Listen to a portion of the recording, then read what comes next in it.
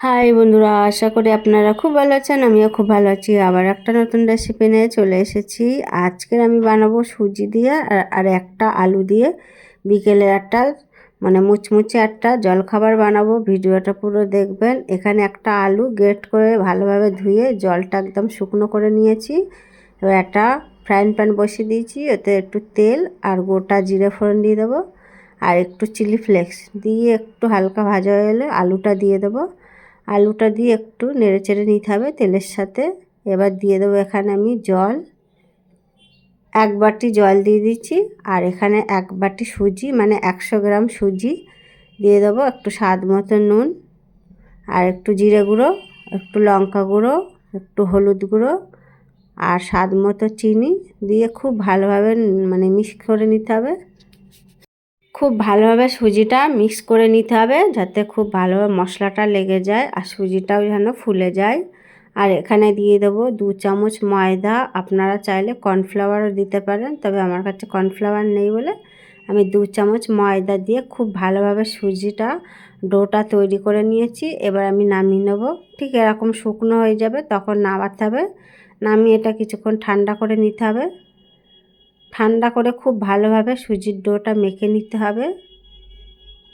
খুব ভালোভাবে কিন্তু মাখা হয়ে গেছে। এবার আমি একটা লেচি কেটে বেলনা দিয়ে একটু বেলে নেব। খুব মোটাও না খুব পাতলাও না, সেইভাবেই বেলে নিতে হবে। একটা বেলে শেপ দিয়ে নেব, ছুরি দিয়ে কেটে নেব। চৌকো পিস করবো আমি এগুলো। আপনারা আপনাদের পছন্দ মতন যে কোনো শেপের দিতে পারেন। আমি 4-5টা কেটে বাদ করে নিয়ে এবার আমি চৌকো শেপ দিয়ে নিচ্ছি। ছুরিটা ঠিক এইভাবে কেটে নিয়ে আবারও আমি এই পাশ দিয়ে ছুরি দিয়ে কেটে নেব।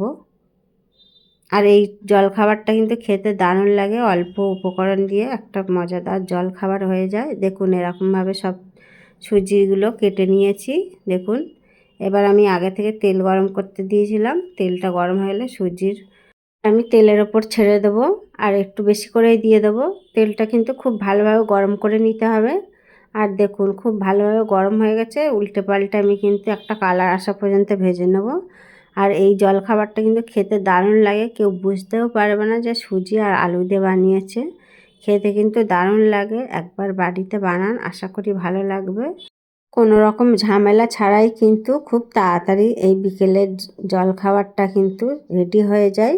খেতে কিন্তু দারুণ লাগে। আর মুচমুচে কতটা হয়েছে দেখুন, আপনারা আওয়াজ শুনলেই বুঝতে পারবেন কত সুন্দর খেতে।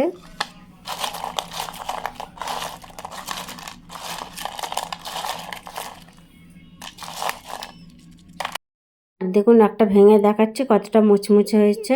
আশা করি আমার এই রেসিপিটা আপনাদের খুব ভালো লেগেছে। ভালো লাগলে লাইক, শেয়ার, কমেন্ট করে সাবস্ক্রাইব করে রাখবেন।